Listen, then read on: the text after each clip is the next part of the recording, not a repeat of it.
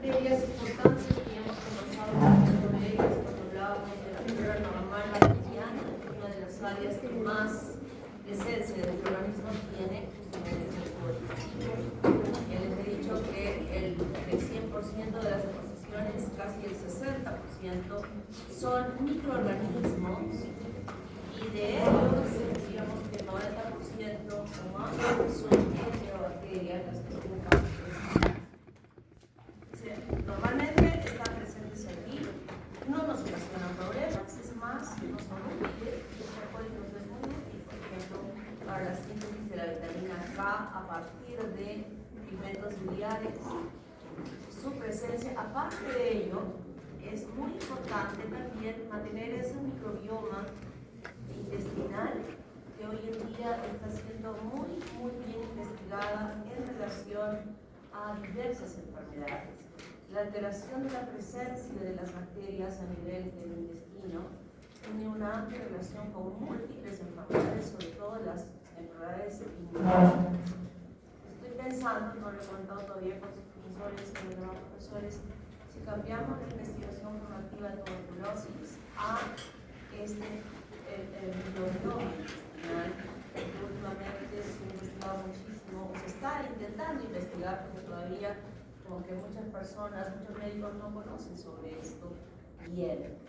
Creo que ese sería el punto importante frente a las investigaciones que se están dando, que ustedes puedan hacer esta investigación normativa que los motive a seguir investigando a futuro, porque estén ya en su campo profesional, la relación de esto con diversas enfermedades. Entonces, voy a conversar con los doctores para ver la posibilidad de enviar esta investigación formativa a esto que es sumamente importante. La familia Enterobacteriaceae, recuerdan del CIAE, que eso corresponde a familia, incluye diversos géneros y diferentes especies que colonizan justamente el tubo digestivo. Y tenemos a Citrobacter, que está implicada en el desarrollo de infecciones urinarias, conjuntamente con Enterobacter y también con Escherichia coli. Escherichia coli no solo produce infecciones urinarias, sino como vamos a ver otras más. Klebsiella, pneumoniae, infecciones urinarias y otro tipo de infecciones que vamos a estudiar detalladamente en la segunda fase. Morganella proteus-providenza, también implicada en el desarrollo de infecciones urinarias. Salmonella, más relacionada a infecciones digestivas y alguna grave. Serratia también está implicada en infecciones urinarias. Shigella, cuadros clínicos de diarreas, infecciones en el tracto digestivo. Yersinia es otra forma muy especial de producción de cuadros clínicos. Como vamos a estudiarla también a esta detalladamente, podría estar ocasionando cuadros simulados de una apendicitis. Muchas veces lleva a la cirugía por este cuadro clínico muy similar, sin embargo no está infectada o inflamada el apéndice, sino es una presencia de esta bacteria que ha infartado ganglios en la cavidad intestinal y eso confunde con este cuadro. Entonces, y no están todas, estoy poniendo acá las más representativas, pero cuando veas el libro van a encontrar muchísimas más.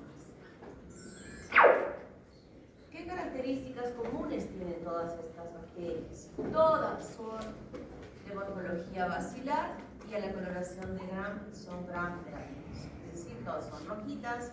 El bacilo, algunos son más largos, más cortos, más gordos, los bordes son rectos en la parte terminal, los son ovalados, es decir, puede haber variaciones, pero en común todos son bacilos gram-negativos. No forman esporas, felizmente. Pueden ser inmóviles como Klebsiella, porque Klebsiella tiene una gran cápsula. Aquí miren esta imagen que está acá. Ustedes ya saben reconocer a la cápsula con la coloración gram, que dibuja perfectamente esta cápsula que posee Klebsiella. Son móviles, tienen algunos flagelos perítlicos, no todos, o pueden tener otro tipo de posición de sus flagelos. Anaerobios facultativos. Anaerobios facultativos. ¿Qué significa esto? Si hay un ambiente de anaerobiosis, ellos pueden desarrollar sin problemas. Su hábitat, como vuelvo a repetir, es nuestro intestino. Normalmente está allí. Y cuando nosotros eliminamos las heces, estamos contaminando definitivamente nuestras casas en el baño y después botamos el agua y se va, ¿verdad?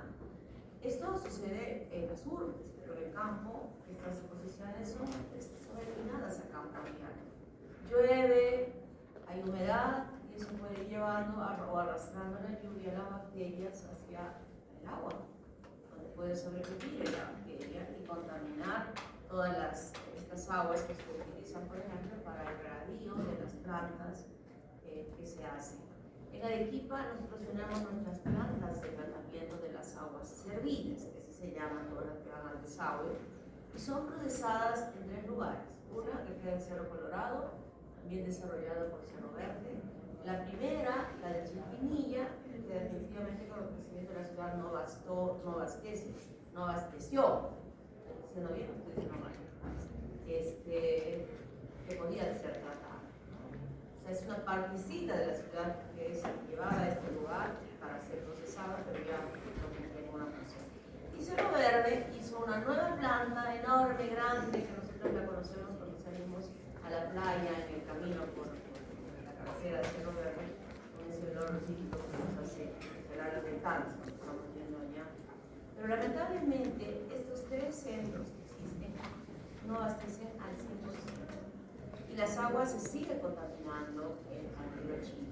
Y el río Chili es quien irriga todas nuestras plantaciones de todos los vegetales que consumimos.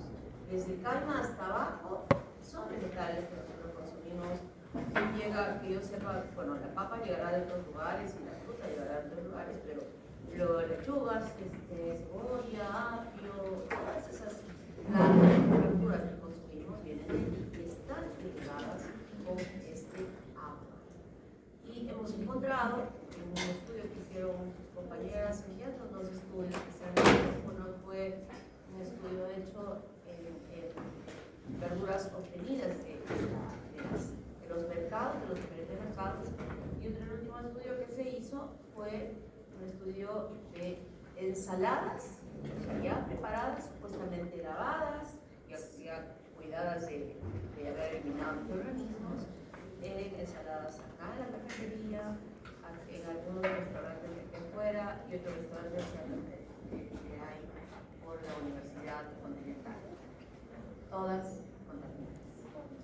Entonces, ya no hay que, lamentablemente, como le decía a la abogada de Cerro Verde, que es amiga mía, no está cumpliendo completamente el hecho de desinfectar las aguas.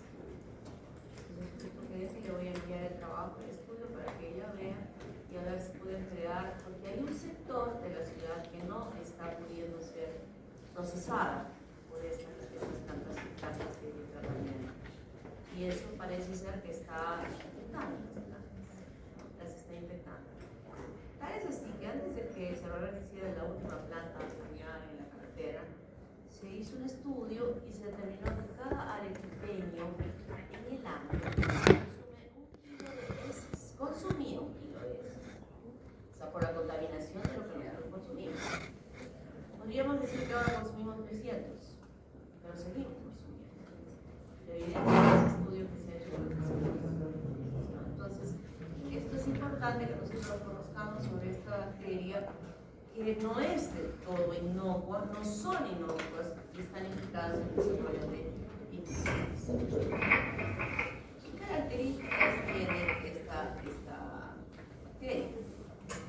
Ellas tienen medios de cultivo que los hemos estado preparando en la práctica, sobre todo el agar marrón, que es un agar selectivo para el crecimiento de los bacilos gram negativos. Pero también tenemos otros un poco más específicos para permitir el desarrollo de aquellas muestras en las cuales sospechamos de otro tipo de bacterias. Por ejemplo, el agar entérico, que seguramente cuando estemos viendo la práctica va a decir, miren este agar, es diferente a macoque, o el agar eosina azul de metileno, que es el EBBLI, o el agar Salmonella shigella, que específicamente va a permitir el crecimiento tanto de Salmonella como de shigella.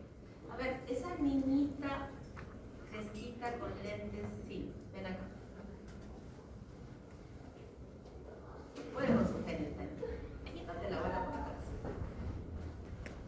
Muy sonriente, conversador, sonriente.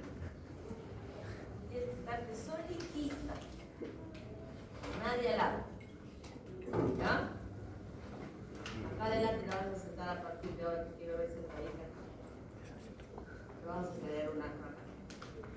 Entonces, estos agares, por ejemplo, solo permiten el crecimiento de Salmonella y Klebsiella, impidiendo que otro tipo de bacterias pudieran crecer en ella.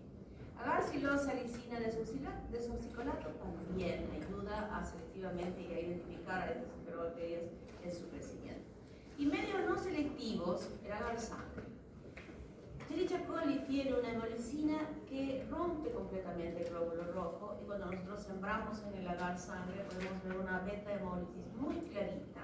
Recuerdo que en algún momento yo comentaba, cuando estuvimos hablando de los focos implicados en el desarrollo de infecciones urinarias en personas mayores, teníamos que sembrar tanto en agar sangre como en agar marrón para poder identificar. Entonces, si hacemos esto y vemos que en el agar marrón que ha crecido una bacteria con las características estas, y tiene además en el agar sangre una beta hemólisis, vamos a confirmar que estamos frente a una Escherichia coli. Y estas son las características. Este es el agar marrón que original, lo estamos revisando, probablemente ya ustedes ayer en algunos grupos, y donde hemos sembrado orina, y esto es la imagen que vamos a ver. Cuando vemos de color fucsia las colonias, decimos que es lactosa positiva, porque este agar contiene en su composición lactosa, que al ser metabolizada por la bacteria, la enzima que fermente el azúcar de la lactosa, vira a este color. Otra bacteria que también es lactosa positiva es Klebsiella. Klebsiella tiene las, miren aquí, bien definidas las colonias, bien definidas, pero aquí no. Aquí van confluyendo, son muy mucosas, se van extendiendo, se van uniendo, se pierde ello. Y aquí sí quiero decirles algo muy importante que seguramente les van a repetir sus profesores. Por ser mucosa esta colonia, tenemos que tener cuidado de mantenerla siempre, la base hacia abajo. En todas las que hemos visto, la base arriba, ¿verdad? Y la tapa estaba acá abajo. La posición de todos los cultivos que vamos a ver a partir de ahora, ya estamos viendo, ¿no? Siempre hemos hecho esto. Pero en esta bacteria la tienen que colocar así. ¿Por qué? Porque si la colocan así, todo se va a chorrear por las paredes laterales de la base, va a contaminar la tapa y ustedes se van a contaminar. Entonces, en esa yo voy a bajar un punto de mi grupo de práctica cuando encuentre una placa de Klebsiella en esta posición. Toda la mesa, castigada. Klebsiella siempre debe estar así, para que ustedes no se contaminen con esa bacteria. Pero cuando usamos McConkey, podemos visualizar que hay bacterias como estas dos que acabamos de ver, que les llamamos lactosa positivas cuando las colonias toman este color fucsia. Pero hay otras que no, tienen un color beige. Entonces, no nos es fácil poder diferenciar quién puede hacer simplemente como el agar McConkey. Y vamos a emplear otras acciones importantísimas que yo lo había explicado cuando hablábamos de metabolismo. Vamos a utilizar el metabolismo que tiene cada bacteria en saber qué hace, cómo actúa frente a azúcares, cómo actúa frente a los aminoácidos, qué tipo de metabolitos produce. Todas esas características las vamos a observar cuando nosotros evidenciamos y conocemos, obviamente conocemos el metabolismo de cada una de esas bacterias, y esto nos va a permitir a nosotros darnos el nombre y el apellido de esa bacteria. Entonces, este metabolismo, por ejemplo, nos dice que las enterobacterias fermentan la glucosa. Este es un tubito de TSI, triple agar sugar, que contiene hierro también, y como indicador está el rojo de fenol. Inicialmente cuando lo preparamos es un líquido. Llenamos el tubito de líquido y después lo inclinamos sobre una maderita larga. Las señoras que están preparando las inclinan así. Tubitos. Y en esa posición de inclinación es que solidifica. O sea, ellos tienen agar, solidifican, y al solidificar tenemos esta imagen. ¿Okay? O sea, aquí más, porque al estar así, esta parte de aquí se ha llenado, pero la parte de aquí va a estar en esta posición. Entonces tenemos un pico de flauta y la base. Y cuando, este es de TSI, cuando ponemos TSI aquí en la base tenemos sacarosa, glucosa y aquí arriba lactosa. Por su peso molecular, a pesar de que están en una sola solución, pero al solidificar, se ubican en esa posición. Nosotros ya sabemos que aquí abajo está sacarosa y glucosa, y aquí está lactosa. Y entonces, todas las enterobacterias fermentan glucosa. Y al fermentar este tubito, se vuelve de color amarillo. Eso no significa para nosotros, por ejemplo, en este tubito, yo digo que ha fermentado sacarosa y glucosa.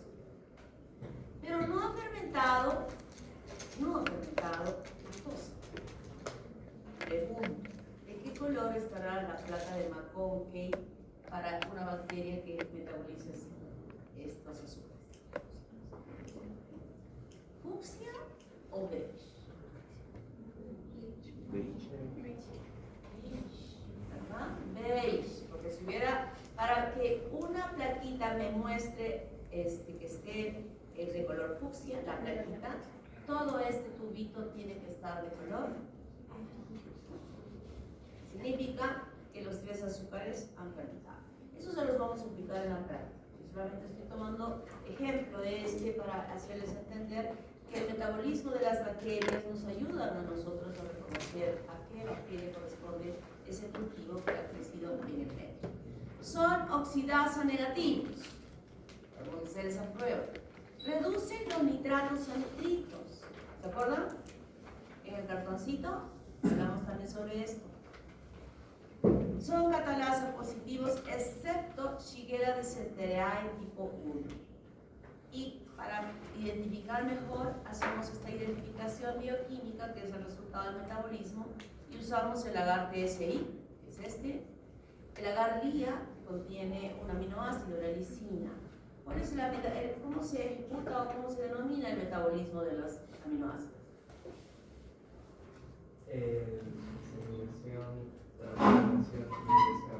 Exactamente, ¿no? Así como decimos que el azúcar fermenta, los aminoácidos o descarboxilan o desaminan. Y esas dos reacciones que se hacen, por ejemplo, en este agar-LIA, las vamos a circunscribir. ¿Qué bacterias descarboxilan? ¿Qué bacterias desaminan? ¿O qué bacterias ni descarboxilan ni desaminan? O sea, que no tienen una acción metabólica sobre la lisina. Y hay otras pruebas, como el indol, que lo vamos a hacer también, el rojo de metilo, Voges-Pasquier, no vamos a hacer, citratos sí vamos a hacer, urea vamos a hacer, movilidad vamos a hacer. Para las pocas bacterias que en realidad vamos a estudiar en la práctica, porque sería imposible estudiarlas todas, solo unas cuantas, las más importantes en esta semana, en el desarrollo de las infecciones urinarias. Ya para la siguiente fase vamos a estudiar aquellas implicadas en el desarrollo de las infecciones intestinales. Y en algunos otros laboratorios ya más específicos, más de nivel mucho más específico, podemos determinar el serogrupo y el serotipo de los microorganismos, pero nosotros solamente vamos a llegar hasta decir Escherichia coli, nada más, hasta ahí vamos a llegar. Pero no vamos a poder decir otro nombre más para dar el tipo, el serotipo, el serogrupo, nos es muy difícil, porque son laboratorios súper especializados. Entonces, en la subdivisión de la familia Enterobacteriaceae, se divide primero en grupos y luego en tipos. ¿Qué hace que se dividan en grupos? Hace que se pueda conocer la secuencia de los carbohidratos que están presentes en la membrana externa, específicamente aquellos que están formando el antígeno o aquellos carbohidratos que están formando la cápsula. Entonces, bajo estos dos, que habíamos dicho que hay un montón de carbohidratos cuya secuencia es diferente para cada una de las bacterias, en estos laboratorios super especializados ya tienen esta secuencia, y como va a ser imposible darles nombre a cada una de ellas, se numera, que es mucho más fácil numerar. Entonces, por ejemplo, en el caso de Escherichia coli, yo puedo decir serogrupo O6, serogrupo O6 o serogrupo O5 o serogrupo O157, podría decir, ¿no? Pero para darle la para decir serotipo, ahora nos vamos a otra parte de la estructura de la bacteria, que es el flagelo. Hemos dicho que el flagelo contiene la flagelina, igualmente esta flagelina tiene secuencias de aminoácidos que le dan, que son diferentes para las diferentes bacterias. Entonces esa secuencia, igualmente, esa secuencia o ese flagelo constituye el antígeno H, se llama antígeno H. Y esa secuencia también es numerada. Y por ejemplo aquí para Escherichia coli decimos 0, cuando ya le ponemos además la numeración del antígeno H, ya no llamamos serogrupo, sino serotipo. Entonces decimos serotipo O6H1 o serotipo O6H2. ¿Sí? ¿Me estoy dejando entender? Serogrupo es solamente el antígeno O el K de cápsula. Pero si ya le quiero tipificar además con el antígeno H, ya no se llama serogrupo, sino se llama serotipo. Como serogrupo me quedaría en Escherichia coli O6 o 157 que está aquí, o de repente 255, de acuerdo a la numeración que se haya podido dar. Pero cuando ya le estoy dando decir serotipo, además tengo que poner el antígeno H que estamos colocando aquí, ¿no? Pero también puede hacerse esa secuencia no solamente con el antígeno A, sino también con el antígeno K, y decimos O1K2H3. Aquí nosotros estamos diciendo que esta es la denominación del serogrupo, igual que estos dos, pero aquí estamos hablando de un serotipado, que tiene el antígeno K. O el O57H7, ¿quién es este? ¿Quién es ese?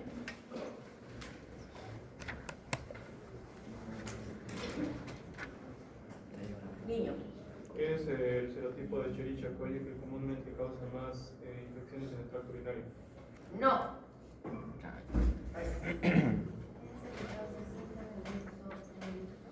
Exactamente. ¿Cuántas semanas están haciendo tus casos clínicos? ¿Cómo no recuerdan esto? ¿No? Niño, ¿cómo te llamas? Afasa Zúñiga. Afasa Zúñiga. Niña. Mendoza Mamani. Mendoza Mamani.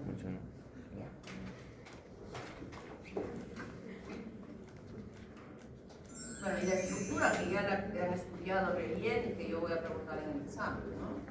Yo voy a preguntar en el examen. ¿Cuál es la estructura antigénica? Antígeno O. Ya no voy a decir qué cosa es porque ya he estudiado re bien. Antígeno O, ¿no? Termoestable. Antígeno H, termolable. Repito, ya no, ¿verdad? Se supone que las estructuras a una semana exacta del examen de microbiología ya deben estar fluidos. Antígeno K, capsular. Este es el antígeno formado por los polisacáridos que están constituyendo la cápsula. Antígeno B. Se llama antígeno B a aquellas bacterias que poseen una reverenda cápsula y que se considera como su elemento de virulencia, por eso se llama antígeno B. ¿En qué bacterias llamamos antígeno B? Por ejemplo, Salmonella typhi, vamos a decir antígeno B. O sea, le damos esa denominación para determinar a una bacteria que es sumamente agresiva. Los antígenos K y B, obviamente la cápsula no permite ver o expresar el antígeno O que está por debajo de ella o por dentro de ella, y se eliminan para poder evidenciarse para cuando nosotros ya queremos determinar numéricamente a ese antígeno O. Esto lo saben ustedes al dedillo, ¿verdad? Por favor, si no entendemos esta estructura de la bacteria, estamos perdidos. Ya sabemos. ¿Cuáles son los factores de virulencia que tienen? Estamos estudiando en común a todas las enterobacterias. Pues vamos a estudiar aisladamente a cada una de ellas. Un factor de virulencia, por ejemplo, es la cápsula. K1, cápsula K1, que está formada por este carbohidrato ácido N-acetil neuroamínico que tiene Escherichia coli. No todas las bacterias de Escherichia coli tienen esta cápsula, por si acaso. Esta tiene. Y produce, es una responsable de producir meningitis neonatal. Ya sabemos lo que significa neonato, ¿verdad? O sea, que el niño está dentro de los 28 días de haber nacido. Y aquella mujer que está en trabajo de parto, la actitud normal que se suele hacer, si es que todavía no está en el periodo exclusivo, es si llegan las señoras al hospital con dolor por las contracciones uterinas, la norma es que le pongamos un enema. Se le coloca un enema evacuante para que expulse todo el contenido del colon, del sigmoides, para que en el momento de que ella tenga que pujar por el parto, no expulse ambos contenidos, el feto y el contenido del colon. Entonces, para ese niño. Entonces, lo que se hace, lo ideal es que cuando llega la señora, se le pone el enema y eso también ayuda a acelerar más rápidamente el parto, o sea que las contracciones sean mucho más rápidas. Luego que ha evacuado, se les da una higiene prolija de todo el perímetro. Antes, hace algunos años, incluso se le rasuraba el vello público, hoy en día no, pero sí se tiene todo el cuidado de lavar con el jabón, con isodine, el jabón, toda la parte de la vellosidad del pubis, toda la parte del periné, el ano, limpiecita, impecable, tratando de eliminar la mayor posibilidad de presencia de estos microorganismos que podrían estar ocasionando, en este caso, una meningitis a ese niño. El pili, en este caso, pili de unión, pili de adherencia, que en Escherichia coli tienen un rol muy importante, incluso vamos a estudiar ahorita diferentes tipos de pili que cumplen esa función de adherencia a los diferentes epitelios. El pili P, ya sabemos que se va a unir a receptores Galgal de leucocíticos del puro epitelio y es importante para el desarrollo de las infecciones urinarias. Ya yo había dicho que no todos tienen porque si no, todas las mujeres hasta hoy que no han instalado. Por la noche ya le he enviado, ¿a quién se le daba esta clase? Ya le he enviado a Mauricio las fotos del baño, así es que fíjese, ¿no? No te lo he enviado, ya te lo he enviado. Me debió para que compartas con todos tus compañeros para hacer la instalación de ese dispositivo en todos los barrios. Endotoxina. Ya sabemos cuál es la endotoxina de las bacterias gram negativas, ¿verdad? Ese lípido A. Pero además puede ser, como resultado de la destrucción de la célula, se liberen fragmentos de peptidoglicano, que sabemos que existen 2 o 3 tapitas de peptidoglicano en las bacterias gram negativas, sean liberadas y puedan tener el mismo mecanismo de acción que el lípido A, es decir, que se conviertan o que tengan la capacidad de producir shock. Con todo lo que ya hemos estudiado repetidas veces, que pueda traducirse de acuerdo a la cantidad que se presente o el proceso infeccioso que se esté desarrollando en un cuadro donde se muestre incluso una falla multisistémica. Las exotoxinas, varias, las enterobacterias, cada una de ellas tienen como parte de sus suplementos de patogenicidad exotoxinas que van liberando, ahorita la vamos a ver en relación a Escherichia coli ya de forma mucho más detenida, o por ejemplo la toxina Shiga, que también produce Escherichia coli, pero también produce Shigella, y que es su mecanismo de acción es tremendamente grave para el huésped. Los plásmidos y los fagos ya los hemos conocido, y en estas enterobacterias este mecanismo a través de los pilis, no de adherencia, sino los pilis fijos, estos que sirven de puentes para la transmisión, para el pasaje de una serie de informaciones en ese genoma extracromosómico que va a estar relacionado con la síntesis de enzimas para ser resistente a los antimicrobianos o para elaborar algunas toxinas, como por ejemplo los fagos también pueden estar en una forma importante participando en la transferencia de informaciones exclusivas para la síntesis de las exotoxinas. Esto es en común para todas las enterobacterias. ¿Alguna pregunta?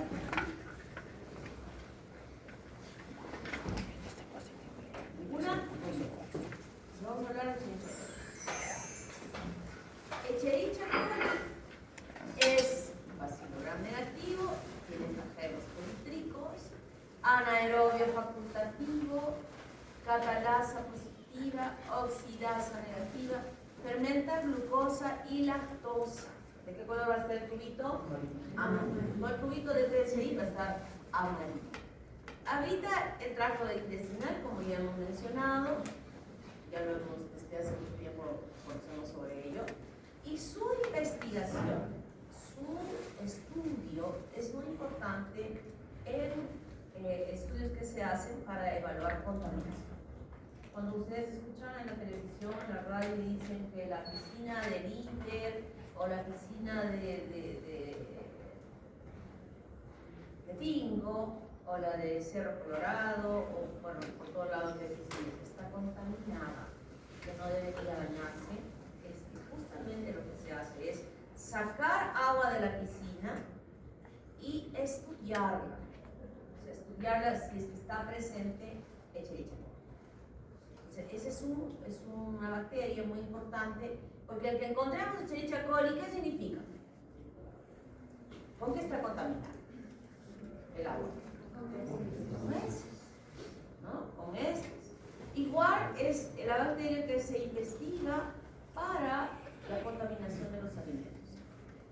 Las municipalidades tienen sus áreas de esto, que van a los restaurantes, que van a los mercados, evidentemente, a obtener muestras de la carne, muestras de lo que se está expendiendo, para hacer el estudio y ver si es que están o no están contaminadas. Entonces, es una bacteria importante para la valoración de determinar la contaminación fecal de estos alimentos o del agua.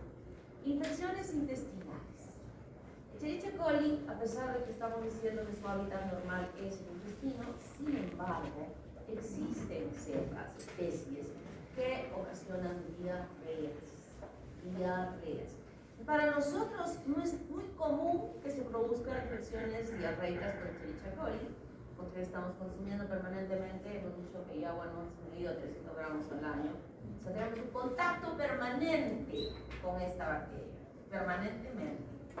Y a muy pocos de ustedes, o muy pocos, estoy segura de ello, que cuando van a comer al comedor, primero van al baño a lavarse las manos.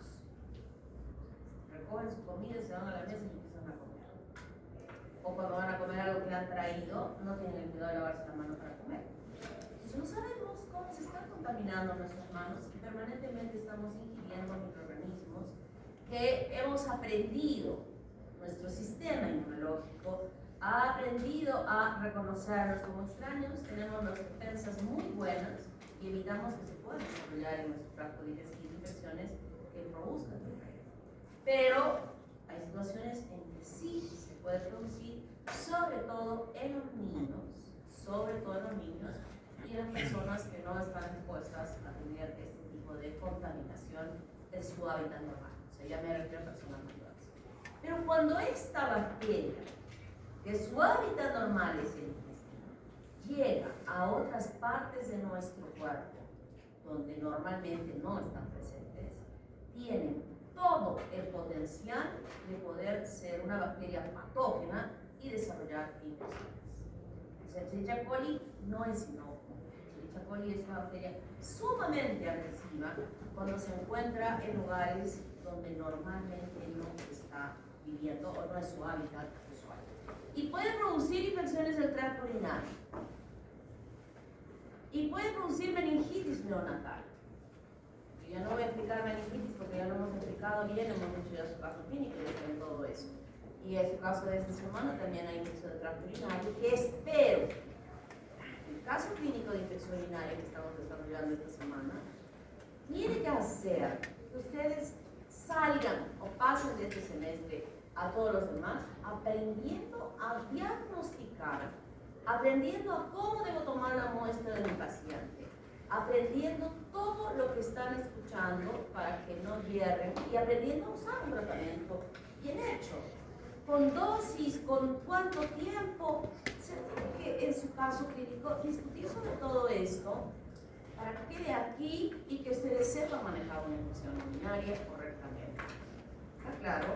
O sea, no vamos a hacer las cosas porque sí. Los casos clínicos son para reforzar y aprender más cosas de lo que normalmente no podemos decir en la clase. O sea, nadie puede pasar al siguiente semestre o para arriba sin que no sepa tratar una infección urinaria.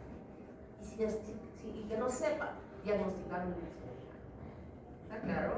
O sea, póngale mucho punche en sus casos clínicos. Y uno se da cuenta quién leyó y quién no leyó, o quién leyó así, pero quién lo prepara bien, quién se interesa en la enfermedad. O sea, ustedes creen que nosotros somos sus profesores. No, ustedes están de ida y ya estamos de vuelta y vuelta 5 veces. La experiencia nos hace ser así. Así es que prepárense bien, lean bien. No traten en la práctica, tratar de improvisar. Eso yo me doy cuenta rapidísimo. Infecciones de las vías urinarias, de las vías biliares. Estas bacterias, normalmente esto que estamos consumiendo, hace cuando se hacen estudios de la concentración de microorganismos que existe en la boca, en el esófago, en el estómago, en el duodeno, yeyuno, hilo, etc., de todo ello se ha determinado que a nivel del duodeno es el área donde menor concentración casi negativa de bacterias, de microorganismos. Pero puede ser que puedan ascender las bacterias desde el yeyuno hacia arriba y contaminar las vías biliares, ocasionando colecistitis aguda. Se han hecho múltiples cultivos en las colecistitis, que es una patología muy frecuente, y se ha podido encontrar y aislar a Escherichia coli en un porcentaje sumamente importante. Neumonías. ¿Habrá alguna diferencia en el cuadro clínico de la neumonía por Escherichia coli que por otras? Y cuando estamos haciendo el estudio microbiológico, esperamos encontrarnos con unos cocos gram positivos y de pronto nos encontramos con bacillus gram negativos. Y si me encuentro con bacillus gram negativo, ¿en quién también debo pensar? Hay mófilos. ¿Quién? Nombre. Dueñas. Muy bien. ¿Alguien más habló? Hasta, a ver, ¿qué me había notado? No, ¿verdad? Muy bien. Infección de heridas postoperatorias. Y no solo las postoperatorias. Una de las áreas donde usualmente encontramos el Escherichia coli, por ejemplo, son en las escaras del cúbito de los viejitos. Estas escaras que el viejito, el abuelito está ahí en su cama, como una cama todavía que le dan el peor colchón de la casa. Ya se va a morir el abuelo, hay que ponerle el colchón más viejo, todo duro. Esa presión de su cuerpecito flaco de la parte de la pelvis, tocando en un colchón duro, está disminuyendo la circulación en esa área. Y al disminuir la circulación en esa área de la piel, ¿qué va a pasar? Se va a necrosar. Y luego que se necrosa, se ulcera. Y está justo a nivel sobre la parte en el sacro. El abuelito hace deposición, le llevaron un pastel medio pasado. Algunas familias tratan mal a los padres, ¿no? Esperemos que en las suyas no sean nunca así. Hay que ser gratos con los demás, siempre. La gratitud es el valor uno de los más grandes que puede tener una persona. Valorar lo que se hace por el papá. Cuidadito, que estén abandonando en el futuro a sus papás que están bien así. Y entonces hace deposición un poco suelta, se embarra toda la parte posterior y se le limpia como aquello que yo dije en algún momento de los niños que les limpian con papelito, con esto. Esa herida se puede contaminar con esta bacteria y hacer que esto no llegue a mejorar. ¿Qué impide que el abuelito tenga escaras? Que haya una persona o quien vaya a visitarlo, uno va en la mañana, otro en la tarde, y pueda voltear al abuelito, toda su espalda, su sacro, sobarle con taquitos, sobarle, sentarlo, moverlo. Eso hace que no se solucione esas caras. Uno de los pacientes con mis caras, cuando yo veo mis caras, yo solo miro. Si está en la casa, yo lo miro a la familia. Si está en el hospital, que suele presentarse más personal del familia. Solamente conocemos eso. O sea, yo creo que yo honestamente, se los digo, no podría ser, nunca hubiera podido ser enfermera. No me nace. Para ser enfermera tiene que tener un valor muy grande de servicio.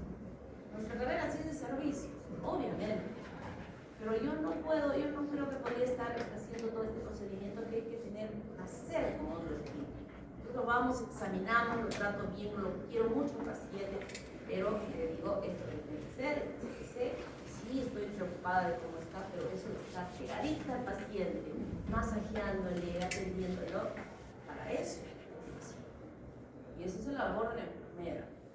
O sea, en el hospital, encontrar a un paciente con escaras es de lo que no debe ser, jamás. Entonces aquí es muy peligroso eso. Peritonitis puede abrirse un divertículo. La diverticulosis es una enfermedad que puede tener las personas donde se forman como unos pequeños orificios en el espesor del intestino, de las paredes del intestino. Son como huequitos que pueden abrirse hacia la cavidad abdominal y desarrollar peritonitis. Y a partir de cualquier foco, la bacteria puede llegar a todo el organismo y dependiendo de ese sistema inmune, producir una septicemia. Entonces, en el caso de las infecciones urinarias, esto es muy importante. Aquellos elementos que tiene la bacteria en su estructura que van a permitir la adherencia firme al uroantiquete de aquellas bacterias que la tienen. PILI-P, fibras AAF1, AAF3, que van a permitir la adherencia y luego la colonización, la multiplicación y el desarrollo de la infección. También tiene antígeno K. Y tiene esta hemolicina 1 y A, que H1 y A, que es la que justamente va a tener la responsabilidad de producir la hemólisis tipo beta de la bacteria en el agar sano. Su acción es liberar citocinas, estimular enormemente la inflamación y por eso es que en las infecciones urinarias en el alimento podemos ver nosotros gran cantidad de leucocitos. En la patogenia, ¿quién es la bacteria que produce? Estos que están ahí residentes de la parte perineal por una contaminación de aquella eliminación de deposiciones que no ha sido limpiada adecuadamente. Pues ahora con esta duchita que ustedes van a usar, sí van a sentir que realmente la limpieza va a ser perfecta y puede ascender la bacteria a la uretra, se llama uretritis, con toda la sintomatología que se desencadena de esta inflamación a ese nivel.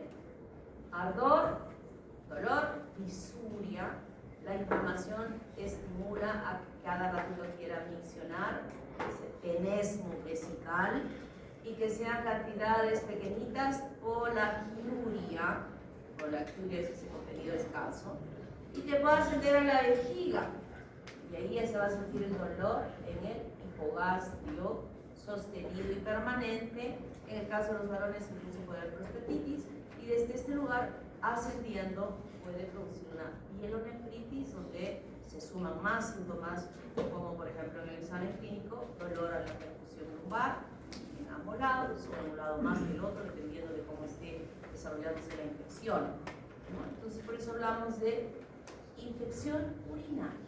Nunca vamos a poner ahí cistitis ni uretritis ni nada, simplemente decimos infección urinaria porque sabemos que es un cuadro que puede extenderse de abajo hacia arriba o de arriba hacia abajo, de arriba hacia abajo y de arriba hacia abajo por vía hematógena, de otro foco que la bacteria ya puede llegar al riñón y que se establezca inicialmente una infección a nivel renal.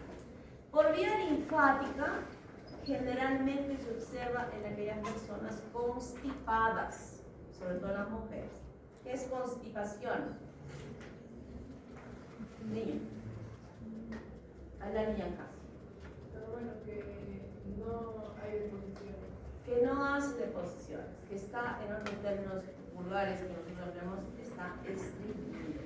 En su historia clínica no debe ir la palabra estreñido, por favor, Tiene que decir constipado. Entonces, cuando hay esta característica de las personas, puede se apertura el epitelio del revestimiento, las uniones celulares se van separando y por ahí se puede meter la bacteria y llegar hasta la vejiga y ocasionar infecciones urinarias. Y el otro mecanismo que ya sabemos ascendente, que puede ser favorecida por las secreciones, anatómicamente la longitud de la uretra, la actividad sexual, que ya hemos hablado sobre esto, la mujer y el varón antes de y después de debe hacerse una higiene con la duchita que van a tener, una higiene prolija. Y además, antes de tener relaciones sexuales, la mujer debe beber un vaso de agua o una copa de vino o lo que quiera tomar en la situación que se encuentre, porque después de tener relación sexual debe miccionar. Con eso difícilmente podría desarrollarse una infección urinaria en las mujeres. El reflujo vésico ureteral, sobre todo en las personas que tienen, en las mujeres gestantes, esto se altera por el crecimiento del útero, pero en los varones, esto es muy importante cuando tienen hipertrofia benigna de próstata. O sea, hay un remanso urinario en la vejiga que no llega a correctamente eliminarse la vejiga. O sea, si nosotros hacemos una ecografía a un caballero que ha miccionado, no va a estar vacía la vejiga como está en nosotras las mujeres. En ellos hay esa cantidad que va quedando. Por eso es que los varones, esto no lo estoy inventando, es un estudio que ya se ha determinado, los varones deben miccionar sentados. Sobre todo los mayores deben sentarse para miccionar. Por dos razones. Una, para que no ensucien el baño, y la siguiente, para evacuar completamente esa vejiga y que no quede, porque eso que queda va a hacer de que haya una facilidad para que se infecte y desarrollar infección. Adecuado transporte de la orina, bien, las personas que tienen cálculos renales tienen mayor facilidad de desarrollar infecciones. Y ¿no? Tienen que ya a partir de mañana deben estar, esta semana y deben estar instalando su baño. Cuando lo instalen van a decir, ay, ¿por qué no lo instalamos hace tiempo que nos ha hablado la doctora? Se van a sentir tan limpiecitos después de ir al baño con este sistema y este dispositivo que van a tener, el toilet shower, así se llama. Cuidadito, yo dije que esto tiene costos, hay desde lo más caro hasta lo más barato. Hay estos de plástico que están, ¿cómo se llama cuando le ponen como plata al plástico? Cromados, que parecieran que son de tal. Esos cuestan creo que 20 soles.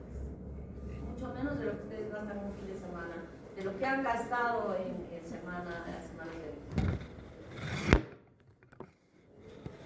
Así es que por costos no deben nada decir que. Tampoco por tiempos, porque yo no vivo acá, en casa en Canal, en Yale, en Tequeo, en Taca, donde vengan.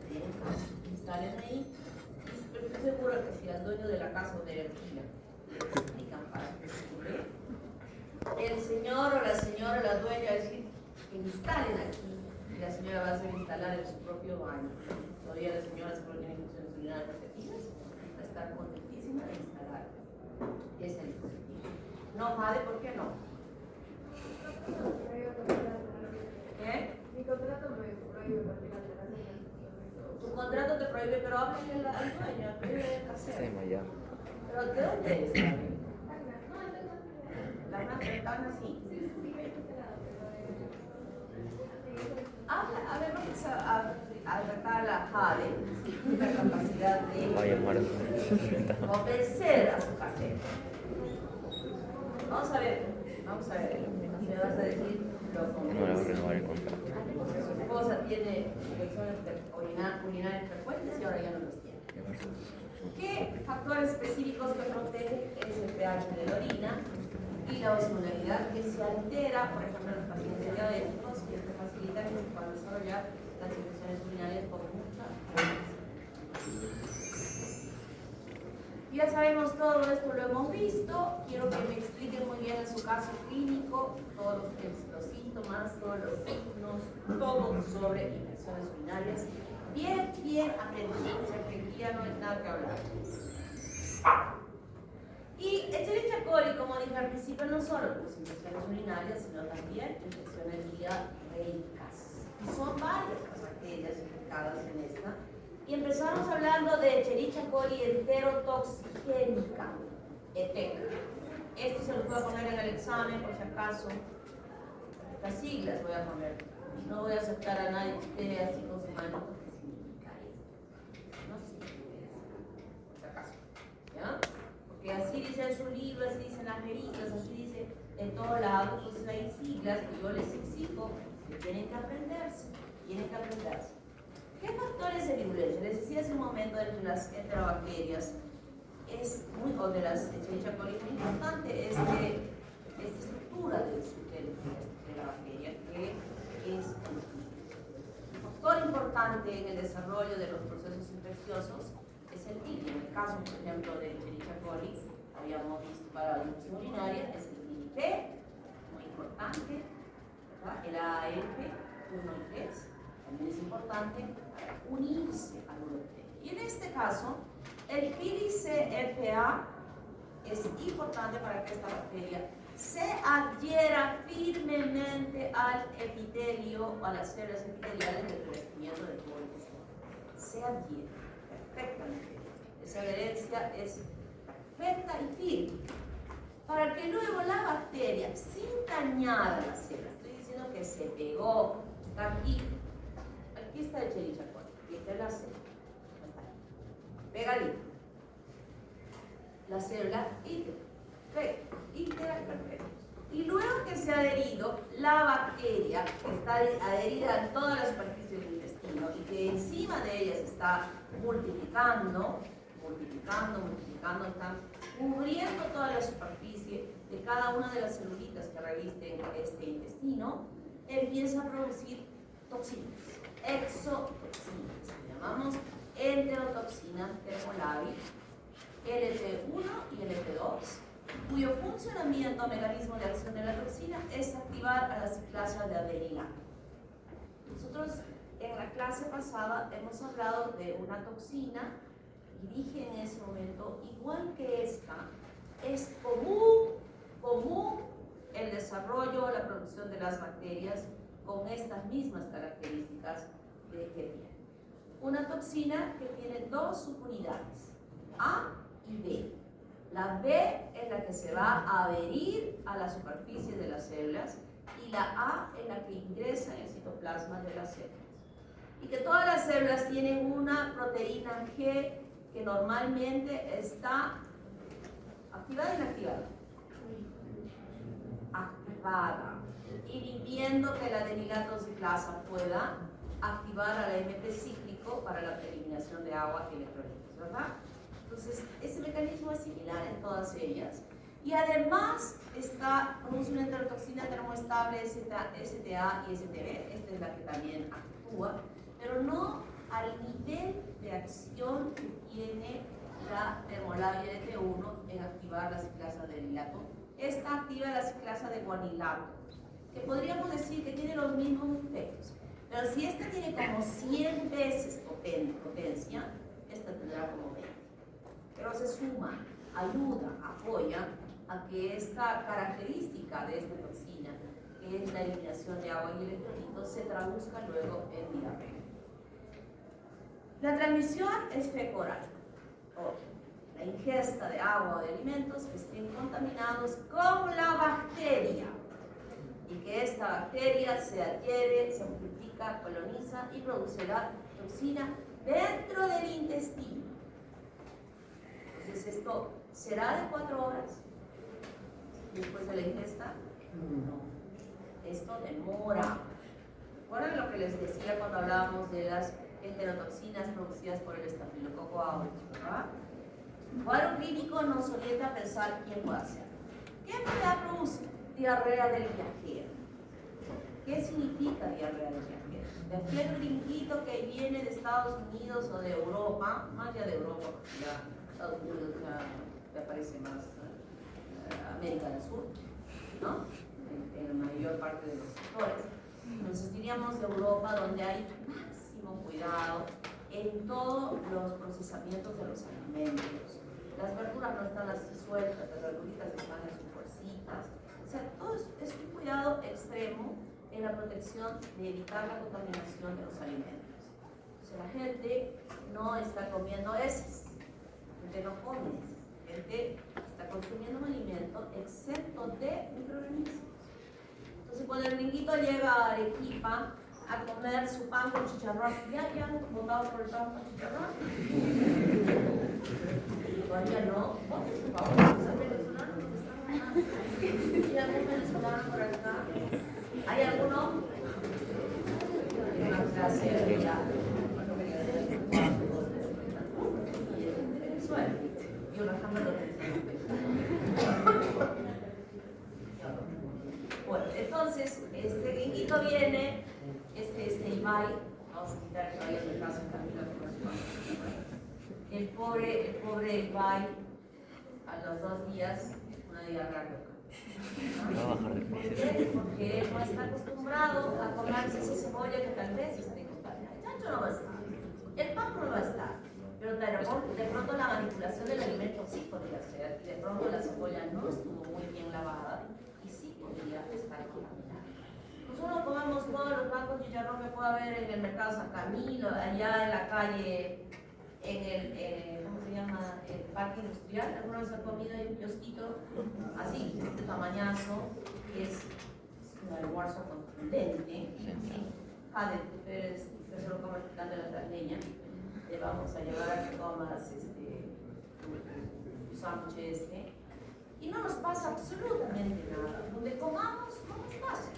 A pesar de que ya les he dicho que en este estudio que se ha hecho sí se han encontrado microorganismos, sin embargo no nos pasa nada. Seguimos, pero al niño no.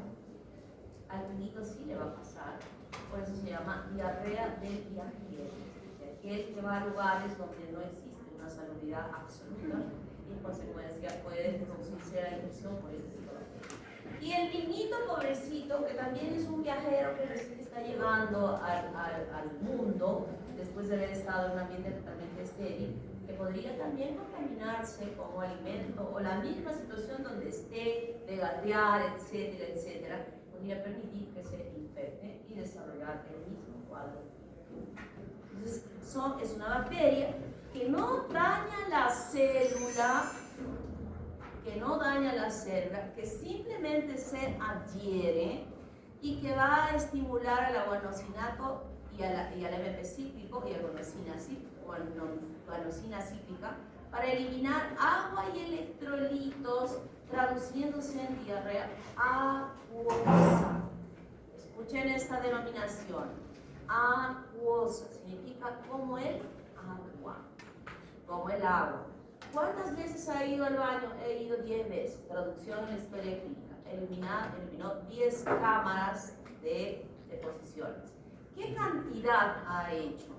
Nosotros hablamos generalmente con volúmenes de tazas. Una evacuación así abundante es una taza. ¿Cuántas veces? Cuando he ido, ¿cuántas veces? Una, después poquito. Después he hecho como 2 veces he evacuado, ya estamos contabilizando que fueron 2 tazas. Para nosotros eso es muy importante, para saber cuánto de líquido está perdiendo el paciente y poder determinar el grado de deshidratación que pueda tener. ¿Está claro? Como el agua, iba a decir, ¿y cómo era? Brillaba, había sangre, era como agua, pura agua. Entonces decimos acuosa. Eso escribimos en la historia clínica. Estamos describiendo lo que el paciente nos está indicando. Hay dolores que nosotros, esto por ejemplo, no le vamos a poner en la historia clínica. Ponemos dolor tipo cólico. Se produce un espasmo del intestino en este proceso de querer eliminar lo que está conteniendo ahí. Hace esto. El espasmo del intestino, dolor. Y luego se relaja. Dolor, se relaja. Ese es dolor tipo cólico. Dolor tipo cólico. Náuseas, vómitos muy raros y diarrea acuosa. Diarrea acuosa. Escherichia coli entero. ¿Alguna pregunta respecto al anterior? Nada. No voy a preguntar en caso de Escherichia coli enteropatón. SEP. Igual, factores de virulencia. Pili es muy importante. El primer elemento que va a permitir a esa bacteria adherirse al revestimiento epitelial es este. Pili, forma ACEs, o sea, con ventiladas. También está la intimina que se adhiere a la membrana externa, o sea, a la membrana de la bacteria. Y en la patogenia, aquí ya sucede un cambio. Llega la bacteria y lo que va a hacer es destruir a la célula. La bacteria destruye la célula. No solamente se adhiere, sino ella empieza a dañar a esa célula. El resultado de la diarrea va a ser ya no solo agua, sino va a tener moco. Y ese moco traduce la presencia de leucocitos. Traduce la presencia de leucocitos en esas heces. En la primera habrá leucocitos en las heces. En la Escherichia coli enterotoxigénica, ¿habrá leucocitos en las heces? No hay leucocitos. Solo hay bacterias, ¿habrá? Obviamente hay bacterias, en las heces hay bacterias, pero no hay leucocitos. Podrá haber uno o dos, pero no va a haber más. ¿Está claro? Y en ese examen nos está ya orientando a pensar quién es el causante de esa diarrea. Diarrea, aquí sí hay fiebre. Acá ya hay fiebre. Hay daño acá y acá ya hay fiebre, náuseas, vómitos, diarrea, cosa y mucosa. Escherichia coli enterohemorrágica. E. coli O157H100. Y si tenemos el serotipado de esta bacteria. Piritimina, primerito, que van a permitir la adherencia de la bacteria en la superficie. Y cuando se ha adherido inicialmente, la traducción clínica del cuadro clínico al principio es una diarrea acuosa. Pero luego que va produciéndose ya la estabilización de la bacteria y la producción de las toxinas que esta bacteria produce, que son muy similares a STX1 y STX2 o ambas, la toxina Shiga, que es producida por la Shigella, que es otra bacteria que vamos a estudiar más adelante. Y en el caso de esta bacteria, de esta toxina, le llamamos verotoxina. El mecanismo de acción de ambas son absolutamente similares, exactamente igual. Es más, algunos doctores le llaman Shiga directamente a la verotoxina como Shiga. A otros autores le llaman verotoxina. Pero es importante, en el caso de decir verotoxina, ya no necesitamos decir que estamos refiriéndonos a Escherichia coli. Pero en el caso de Shiga, sí debemos referirnos o decir que estamos refiriéndonos a Escherichia coli. ¿Verdad? Porque puede ser Shiga exclusivamente de la shigelosis, de la Shigella. Y estos están codificados por bacteriófagos. O sea, no está en su genoma principal, sino es un pasaje a través de un bacteriófago de la información de la síntesis de esta toxina que algunas Escherichia coli poseen para desarrollar este cuadro clínico y llamarlas justamente E. coli O157H100. ¿Cómo se produce la infección de esta bacteria? Esta bacteria está presente en las carnes. Es una bacteria que cuando se llega a desarrollar la infección está presente en las carnes. ¿Y quién desarrolla la infección? Aquella persona que consume carnes crudas. Ojito, no necesariamente tiene que ser un niño. Puede ser una persona mayor, y el caso reportado de la Argentina, donde hay mayor incidencia de esto.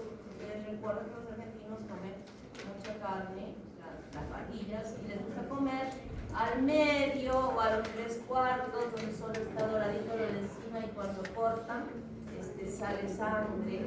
¿Sabes que me puse a pelear con el sitio? Pero eso no es sangre, es mioglobina, y es lo que hace más rica la carne. Sale aquí, es bien cocida la carne. No está cruda, porque es cruda. En cambio, mi hijo 3/4, yo veo cómo come él. Es un papito comiendo sangre, ¿no? Y lamentablemente, los niños son más proclives a esta infección. A los niños les gusta la carne así cruda, nadie se lo sabe. ¿Cómo se contaminan ellos? Comiendo hamburguesas de este ancho. La carne que está al centro de la hamburguesa se cocerá bien, no se cose bien. O sea, todos estos sitios donde venden hamburguesas son gordos las hamburguesas. Los niños no deben comer allí. Lo que deben hacer es comer en la casa, donde yo jamás voy a hacer una hamburguesa así en mi casa. Mucha carne. Realmente es más secado. Cocina, bien cocida. A pesar que no hay ningún niño en mi casa, yo cocino cuando hago hamburguesas, cocino bien cocidas, porque es un riesgo de esta posibilidad de infección de una bacteria con un cuadro clínico que no es tan simple. Entonces, Escherichia coli ingresa al organismo a través de la ingesta de una carne contaminada con la bacteria cruda, y se va a acoplar la bacteria a un receptor a la célula a través del piritimina, y luego empieza a producir una toxina que se acopla a este receptor globariocil-ceramida que existe en el recipiente de las células epiteliales, y esta empieza ya a producir esta verotoxina producida, tiene también su subunidad B y A. La B es la que se ha pegado a este GB3 y la A ingresa dentro de la C. ¿Cuál es el mecanismo de acción final de esta? Es bloquear la síntesis proteica, inhibiendo que el factor de elongación 1 se pueda adherir perfectamente al RNA de transferencia, impidiendo la síntesis proteica. El resultado de esto, ¿qué va a ser? La muerte celular. A ese nivel, la muerte celular a ese nivel, que de haber empezado el cuadro con una diarrea acuosa en el transcurso de los días, ahora va a ser una diarrea sanguinolenta cuando esta célula destruida exponga la lámina propia donde se encuentran los vasos sanguíneos. Pero lamentablemente la toxina no solo queda destruyendo las células del tubo digestivo. La toxina viaja a través de la sangre para provocar un cuadro generalizado grave a nivel general. Lo que va a ocasionar esta toxina es inicialmente destrucción de los glóbulos rojos, pero más que ello incluso es que daña las células endoteliales de revestimiento de los vasos sanguíneos. Y cuando se daña este revestimiento, ya no es lisa la pared de los vasos, permitiendo que los glóbulos rojos pasen sin ningún problema. Ustedes han estudiado en fisiología que cualquier alteración en ese vaso sanguíneo, lo que va a hacer con el glóbulo rojo es, ¿qué está pasando por ahí? ¿Qué le hace? Revienta. El glóbulo rojo va reventando por este daño inicial. Y al haber este daño, se está produciendo una hemólisis de los glóbulos rojos. Y para tratar de corregir este daño endotelial, también hay mecanismos que ustedes están estudiando en fisiología hematológica, que el organismo trata de curar, y su afán de curar es que se vayan acoplando, ¿quiénes? Las plaquetas. Y estas plaquetas van a disminuir en la circulación. Al disminuir en la circulación las plaquetas, ¿en qué se traduce? En una plaquetopenia. Clínicamente, ¿cómo evidenciamos nosotros esa plaquetopenia? Con la aparición de petequias y equinosis en la superficie del cuerpo. Y entonces este daño se manifiesta más claramente en la microcirculación, en las circulaciones pequeñitas. ¿Dónde hay circulaciones pequeñitas? En el riñón. Y se van a formar trombos, cerrando la luz de estos vasos, ocasionando lo que nosotros llamamos, y que ese depósito y esa alteración del flujo sanguíneo a ese nivel va a provocar una insuficiencia renal aguda. Estoy llevándolos a entender cómo es el mecanismo de daño de esta toxina que se traduce en este cuadro clínico muy grave que es el síndrome urémico hemorrágico. Pues hay un tiempo de incubación de 3 o 4 días después de que se volvió la hemorragia inicialmente, diarrea acuosa no sanguinolenta, con dolor abdominal, con hipocólico, vómitos, y luego en los días siguientes ya progresa hacia la diarrea sanguinolenta con esa necrosis que ha habido, necrosis de esas células. No hay presencia de polimorfos nucleares en las heces inicialmente, no existe.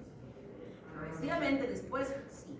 Complicación grave, síndrome urémico hemolítico, sobre todo los niños chiquitos que van a llevar a insuficiencia renal aguda, hipertensión, manifestaciones del sistema nervioso central, que es bastante grave. Pues aquí tenemos esta secuencia que es muy clara y bonita, donde se va a producir la ingesta del alimento con la producción de la toxina, Shiga o neurotoxina, colonizan el intestino y hay una lesión endotelial del huésped y que inicialmente va a dar diarrea. Todo ello va a haber una liberación de los factores bacterianos a la circulación, permitiendo que la toxina se vaya a pegar al receptor GB3, ocasionando lo que habíamos dicho, bloqueo de la síntesis proteica. El daño endotelial del celular puede provocar anemia hemolítica microangiopática, porque el daño se está dando a nivel de los vasos más pequeñitos, fuera del riñón puede haber daño a nivel del páncreas. Este daño no es selectivo del riñón. Ojo, la circulación sanguínea está en todo lado. La toxina no dice, no, yo solo quiero ir al riñón. No, es el primer órgano que se manifiesta, sí, pero puede dañar otros órganos, como por ejemplo el páncreas, el mismo corazón. Y a nivel renal, obviamente lo más grave, que se refleja en una forma, diríamos, más rápida, con la producción de insuficiencia renal aguda e incluso puede llegar al sistema nervioso central. O sea, el daño de esta necrosis del endotelio de los vasos sanguíneos es irrecuperable. Este es un cuadro muy grave que el porcentaje de supervivencia es el 50% si es que hay una atención oportuna para poder establecer. O sea, es uno de los cuadros más graves producidos por Escherichia coli cuando se desarrolla una infección por esta bacteria. Escherichia coli entero invasiva, y siempre el pili va a estar ahí. Y aquí lo que sucede es que la bacteria, luego que se ha adherido, destruye completamente al cerebro. Y aquí al destruir se manifiesta claramente la diarrea con sangre, con mucha sangre. Y nosotros llamamos esas diarreas con mucha sangre diarreas bicentéricas. Diarrea bicentérica. ¿Qué significa eso? Diarrea con sangre. En la primera habíamos dicho como el agua, en la siguiente habíamos dicho como moco, ¿verdad? En esta, en la hemorrágica también hay sangre, pero en esta diríamos que hay una mayor presencia de este moco y sangre, y es difícil muchas veces cuando observamos la diarrea diferenciar de aquella que se produce por la Shigella. La Shigella es aquella bacteria que produce diarreas bicentéricas. O sea que nosotros vemos las heces y están con mucha sangre en la defección. Y esta bacteria justamente hace ello, que se manifiesta con ello, y tenemos que hacer una buena diferencia en el laboratorio para determinar, ¿es Escherichia coli invasiva o es Shigella? Con los niños no es tan fácil hacer la diferencia, sino a través de un estudio. Escherichia coli entero agregativo. Aquí participa AAF1 y AAF2. Muy importante, están codificadas por un plásmido. Lo que sucede aquí es que estas bacterias forman pilas de bacterias. Primero se adhieren al epitelio y luego sobre ellas se van sumando más bacterias pegadas entre ellas. El efecto de daño de esta bacteria es lesionar las microvellosidades del revestimiento de las células epiteliales, alterando la absorción de líquido y de nutrientes. Y de líquido provocando diarreas osmóticas. ¿Qué significa eso? Que en la luz del intestino la osmolaridad sea mayor, porque no se está absorbiendo bien a través de estas microvellosidades dañadas, afectadas. Entonces, esta hiperosmolaridad a nivel del intestino jala agua. No se absorbe bien, jala agua, y por eso la diarrea se va dando. El problema no tanto es la diarrea, sino a lo que vaya, al haber una mala absorción de nutrientes, el niño se desnutre. Y no son episodios de un día, nadie se va a desnutrir en un día, ¿no? Sino son tiempos que puede durar una semana. Lo que pueda comer el niño no se llega a absorber y se da diarreas y diarreas. Entonces también hay que aprender a diferenciar sobre este cuadro. El diagnóstico, independientemente de los múltiples cuadros clínicos que hemos visto que puede desarrollarse, ya sea infección urinaria, infección diarreica, neumonía, meningitis, etc., vamos a tener esa muestra que la vamos a cultivar en los medios que conocemos. Previamente a esto ya hemos hecho una coloración Gram que nos orienta a utilizar el medio de cultivo adecuado. Luego que hemos hecho ese Gram, también volvemos a hacer un Gram de las colonias que estamos estudiando, y luego haremos las pruebas de identificación bioquímica por DSI, EIDOL, etcétera, para saber a quién corresponde. Pero algo muy importante es esto. Yo había mostrado que siempre la orina en la placa de agar-McConkey, y puedo visualizar allí las colonias fucsias bien delimitadas. EPO. Ya sé que se corta. pero a mí me importa mucho cuál va a ser el antimicrobiano que va a matar a esa bacteria. Entonces, sí o sí, antibiótico.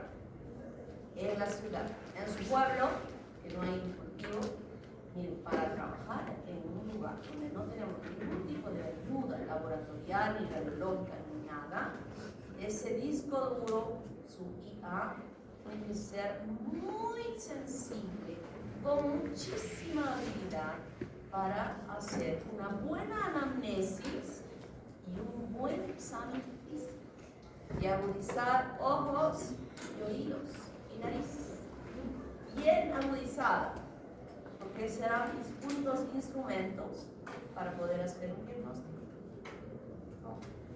para lograr saber qué preguntar y qué buscar y qué entender. Tengo que estudiar un montón. Por eso yo siempre recomiendo, no vayan a hacer el internado que les paguen más al Seguro Social, vayan al General, vayan al Goyeneche, donde no hay tantos recursos, y sí o sí tienes que aprender a diagnosticar con la menos posibilidad de apoyo que puedas tener. El seguro tienes para hacer, cuando acaban de decir que el seguro está terrible, no hay pastillas, ni hay nada de nada, por eso están haciendo huelga los profesores, no también los médicos del seguro y todo el personal, porque no tienen con qué trabajar. Y es más, a los que están contratados con un sistema que no es el normal, creo que los van a sacar. Entonces hay menos doctores, más pacientes, menos tiempo de atención al paciente, más errores en el diagnóstico. ¿No? Entonces, para esas situaciones que se van a presentar, tenemos que estar preparados. Pero ahí se han acostumbrado a pedir electrolitos, no saben cómo diagnosticar la deficiencia de sodio y potasio, que clínicamente se puede diagnosticar. Y eso me lo van a decir ustedes en la tercera fase. Ahora estamos hablando de deshidratación medio así, pero en la tercera fase nadie sale de microbiología sin saber diagnosticar los diferentes grados de deshidratación y cómo debe tratarse, y cómo debo saber en qué grado está clínicamente. ¿Está claro? Porque puede haber circunstancias, de repente ya no va a haber electrolitos, en el seguro social no hay para hacer electrolitos. Yo solo sé, con este resultado, no sé qué deshidratación es ese paciente porque no tengo mis electrolitos en la mano. ¿Puede suceder? Puede suceder. Así es que tienen que estudiar bien. Y esto, el antibiograma, que he dicho también, tienen que aprenderse siquiera 3 antimicrobianos bien estudiados, bien estudiados para tratar infecciones urinarias. Y 3 bien estudiados para atender las diarreas. Bien estudiados. Pero hay algo que voy a decir, algo muy importante en este momento. Escuchen bien. Nunca, jamás se deben usar antidiarreicos en diarreas, salvo en diarreas infecciosas, salvo que sean no infecciosas, como el colon irritable, la intolerancia a la lactosa, que hay varias que no son infecciosas, que podría sí necesitarse un antidiarreico. Pero cuando uno tiene el diagnóstico de una diarrea infecciosa, nunca se debe utilizar, un antidiarreico, porque lo único que estamos haciendo es tapar, poner un corcho ahí al final, y las bacterias y los microorganismos se están multiplicando dentro de la luz y están ocasionando cuadros graves. ¿Está claro? Eso es importante.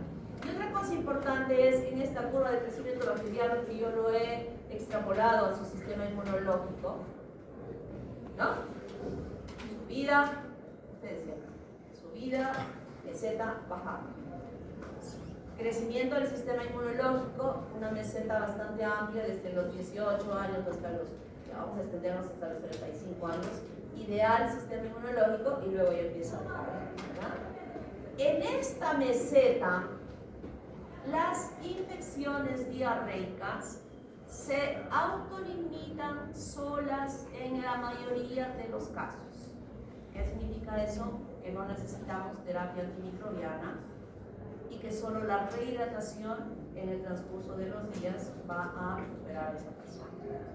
Pero aquí y aquí, no. El viejito y el niño, no. En eso tenemos esa posibilidad de hacer un cultivo, que se llama coprocultivo, hay que hacerlo. Tenemos que hacerlo. Y hacerle el antibiograma también. Si no tengo esa posibilidad, dicho, estoy aprendiendo que debo tener siquiera 3 medicaciones que tengo que manejar, ojito, porque voy a manejar acá y acá. Este niñito, tengo que tener cuidado de un daño que pueda producirla por la terapia antimicrobiana que voy a emplear. ¿Cuál es la que tengo que emplear que sea la más inocua y no le ocasione problemas? Igual por acá, ¿qué le voy a dar al abuelito que tiene su hígado graso grado 3 o que tiene su riñón ya dañado? ¿Cuál es la droga que voy a emplear para aliviar un proceso infeccioso que pueda tener? Las otras pruebas que se hacen ya para determinar el tipo o el grupo, no las hacemos nosotros en nuestro medio, sino se hacen en laboratorios especializados. Y en las infecciones urinarias, nosotros tenemos que ese sedimento urinario, que creo que no debe olvidarse, para considerar positivo, debe tener 5, en un aumento de 40, o sea, 400 aumentos en el objetivo de 40, debe haber 5 a más bacterias para considerar infección urinaria y 5 a más leucocitos para considerar infección urinaria. ¿Está claro? ¿Por qué 5? Porque yo si siembro mi muestra en un medio cultivo y solo hay 4, definitivamente no van a crecer 100.000 unidades formadoras de colonia, que decimos que es por mililitro de orina. Pero si es 5, sí. Y esto apréndanselo porque es lo menos el número que determina que podamos diagnosticar una infección urinaria. Creo que ya les conté que yo, por haber dicho a uno que estaba sustentando su tesis y que no supo esto, lo jalamos en pleno grado. Tengo que hacer 6 meses más de internado, hacer otra tesis con otro jurado, obviamente, que yo le eché lente que no sabe nada. ¿Cómo voy a darle un cartón de un título profesional a un médico diciendo que es médico cuando ni siquiera sabe diagnosticar una infección urinaria? Tremenda responsabilidad. Así es que 5. Con 5 voy a tener más de 100.000 unidades formadoras de colonia por mililitro de orina. Se extrapola. El arito ese que vamos a sacar la muestra del frasco mide la milésima parte de 1 mililitro y entonces cuando botamos 100 colonias en la placa, multiplicamos por el volumen y tenemos por mililitro. ¿Está claro? Este es el frasco para la orina, lavado prolijo y etc., todo lo que les hemos dicho en la primera práctica, para tomar la muestra y tener un resultado real. Y ese es el frasquito para tomar la muestra de las heces. Por favor, te lo suplico. A nombre de todos los laboratoristas del Perú, les voy a pedir esto y que no se olviden. Cuando pedimos una muestra de heces, hay que indicarle al paciente, en primer lugar, que lo haga en una chapa, en un vasito, en lo que tenga. En un balde, si no tiene nada de eso, porque no va a sacar la muestra de la poceta, de la taza, con agua. Tiene que ser de lo que está saliendo del recto por la parte. En los niños no hay problema porque sacamos del pañal, pero en los adultos es diferente. Y de esa muestra solo vamos a tomar la falange distal del primer dedo de la mano. Miren esta cantidad. Y esta cantidad la vamos a sacar con esta cucharita que ya viene inmersa. Bueno, si es que hay un palito, lo que haya, pero solo esta cantidad. Con esto basta para hacer todos los estudios que necesite hacer en ese examen de heces. Por favor, se los pido. Porque es increíble que a veces llega al laboratorio un frasco de mermelada de ese tamaño lleno de heces. Y también decirle que la muestra la debe tomar de la parte más representativa de las heces. Es decir, de la parte que brille, donde hay moco, o donde hay sangre, si es que hay sangre. De esa parte es que vamos a sacar la muestra para poner en este recipiente. ¿Qué buscamos en las heces? ¿Bacterias? Hay. Vamos a buscar leucocitos, hematíes, huevos, quistes, gusanos, parásitos, o sea, estamos bien. Y ojo, este examen debe hacerse dentro de los 20 minutos siguientes a haberse eliminado. No tanto pensando en las bacterias ni en los leucocitos, sino pensando que las diarreas también son producidas por los parásitos. y es los parásitos unicelulares eclosionan a los 20 minutos que se haya podido eliminar del tracto intestinal. Entonces, a veces evalúan a la hora, a las 2 horas, negativo, no hay nada. Obvio, se ha hecho el examen en ese tiempo. Por eso es que ese examen nosotros en los laboratorios lo conocemos. Dice leucocitos en heces, reacción inflamatoria en heces o examen de heces en fresco, significa que yo tengo que dejar de hacer todo lo que estoy haciendo para hacer ese examen en ese lapso de tiempo. Es una emergencia para poder tener un diagnóstico correcto. Y en la orina, obviamente, yo voy a buscar, estos son hematíes, estos son leucocitos y bacterias. El tratamiento de las infecciones urinarias creo que ya lo he dicho. De aprenderse 3 o 4 bien aprendidos para aplicarlos en la señora que tiene 91 años, que tiene infección urinaria, o en el bebito, o aquí sí. Aquí no hay que se autolimitan solas, En la infección urinaria sí o sí tengo que tratar. Tiempo de tratamiento 10 días. Primera infección que se produzca en esa persona, 10 días. 10 días. Ya no me arde, ya no me duele el segundo día. No me interesa. 10 días. Eso hay que explicarle al paciente para que no haya esta resistencia. Y acoplado a ello es arándanos. Antes no teníamos arándanos, compraba, era carísimo. La farmacia vendía unos jugos carísimos y también en tabletas. Hoy en día somos el primer productor a nivel mundial de arándanos, aunque nos cuesta caro, a veces 40, a veces 30, a veces 20, con suerte a veces 15 el kilo de arándanos. Y no solo sirve para eso, sino también para una gran gama, es un antioxidante potentísimo y muy bueno. Y lo que tiene el arándano es que tiene estas proteocentrinas que rompen esa adherencia tan firme del pili que la terapia antimicrobiana a veces no resuelve. Entonces, el uso del arándano es complementario al tratamiento para tener un resultado efectivo en las infecciones urinarias. He hablado de una situación especial, primera vez infección urinaria, pero esto es muy complejo porque puede ser que se repite. ¿Qué debo hacer cuando se repite? ¿Qué debo hacer cuando eso ya van a explicárselo a sus profesores cuando estén haciendo urología o epidemiología en relación a esto? Pero yo voy iniciando, vamos iniciando, pero la primera vez que se causa una infección urinaria, y que esa primera vez a veces es la parte más importante para que no se repitan otras veces. Desde este sistema de higiene que ustedes van a explicar a sus pacientes, ¿cómo se va a quedar con ustedes? Por favor. La oportunidad que tengan de un paciente, de una mujer que tenga infección urinaria, ese sistema que ustedes van a poner en su baño, le van a explicar a ese paciente o a esa paciente para que instale lo mismo, para evitar posibles infecciones. No solo se va a quedar con ustedes, no solo se va a quedar con su familia, se va a extender la responsabilidad que se extienda a sus amigos, a sus parientes, a sus tíos, y hagamos que esto les sea favorecedor para otras familias también, viendo que es una infección sumamente frecuente para nosotros. Sobre esto creo que ya hablé mucho. Lo importante es la rehidratación. Se autolimitan solas en la mayoría de las veces, pero terapias en los extremos de la vida. Técnicas asépticas en la clínica, vigilancia y sensibilidad antibiótica para la prevención, y para nosotros la prevención y la instalación de ese sistema, que lo tienen que hacer sí o sí, y es como. ¿Ok? ¿Alguna pregunta? ¿Alguna pregunta? Bueno, creo que he hablado mucho. Y lo otro lo vamos a dejar para la próxima. ¿Alguien habló? Pregunté, de los que pregunté,